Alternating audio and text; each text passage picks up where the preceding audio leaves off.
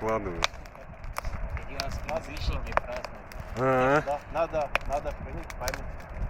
ну так-то да, ну и вообще. Да я вот вчера делал видюху, посвященную этому дню. Ну, то есть там. Вы знаете почему? Почему, например, в реальности вот сейчас день больше? Сейчас день где-то 12 часов и там сколько-то минут, может быть 15. О, отлично. А считается равноденствием. Все-таки надо, мне кажется. Почему? сюда. А я расскажу.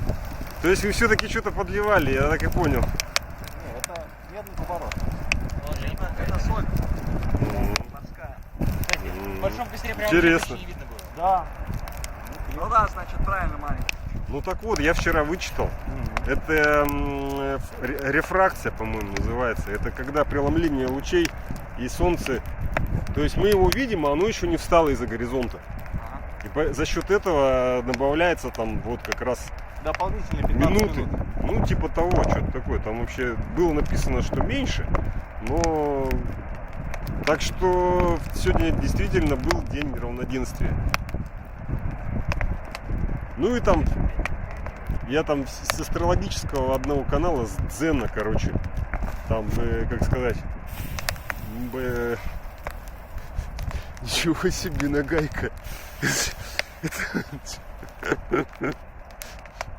Вот это нагайка, слушайте. Мачете. Мачете, да. Я с мачете имел дело в Германии. Не, на волонтерские лагеря я ездил. И там экологический лагерь был у нас хороший. И у них там теплица была, в которой там росли всякие эти. И у них были мачете, привезенные, по-моему, из Африки владельцам. То есть настоящие такие мачете, такие старенькие.